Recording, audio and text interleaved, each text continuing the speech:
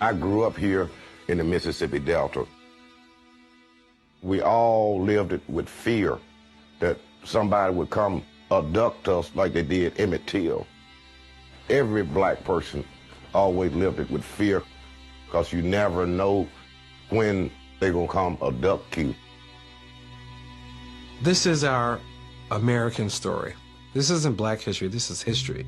Stop and think about why it is that you've never studied history at this level. What's happening in American society that keeps you from understanding?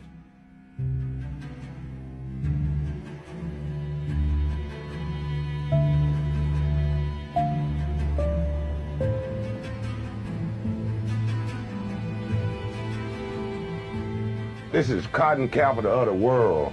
And these people made a lot of money off cotton, and they didn't want to change the way they do things here in the Delta because cotton was gold. They had a lot of power. They had a lot of political power because they had money. And this whole Mississippi Delta owned by 8 different people on the whole Mississippi Delta. Money would dictate it all. I was born on the plantation. Sharecropping is not slavery, but it's slavery. We work 50-50 for the boss man. But we always come out in the hole. We never could make a profit because he was keeping the books. If you get out of debt, you're free to leave. But if you owe me, you're not free to go, and not even your kids.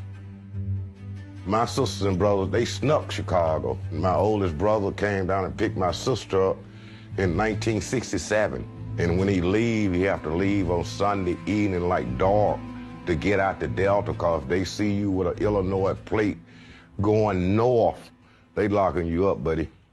This is the scale. 200 pounds. That's what that bag will be weighing. That's what you'll weigh it on. It's 200 pounds. And you didn't get too old nor young to pick cotton.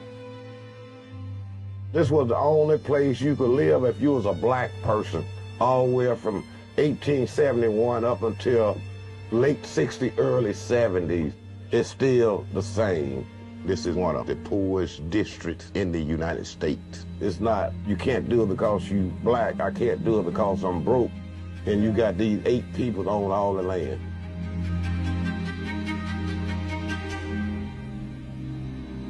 This is the Tallahatchie Bridge here in the Tallahatchie River.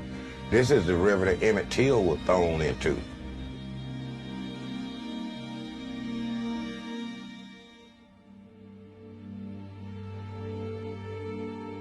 The Bryant grocery store location is where Emmett Till was accused of whistling at Miss Caroline Bryant.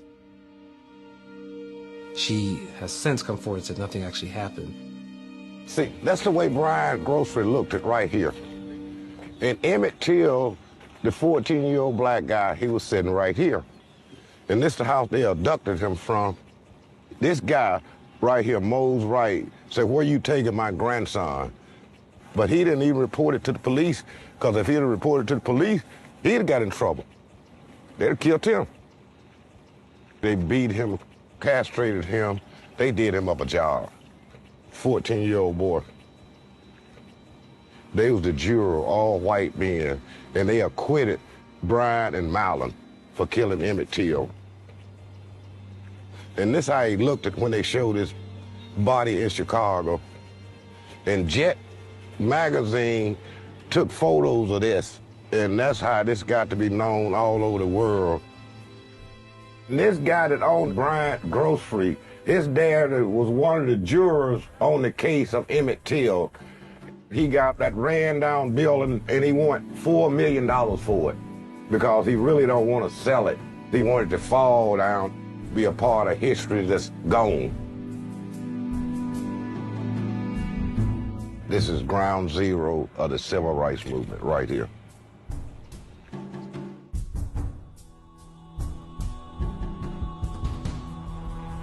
This isn't just Black history, it's American history. My generation's role is to continue on the fight that their ancestors started, because it's not over, and I want to make sure people remember that.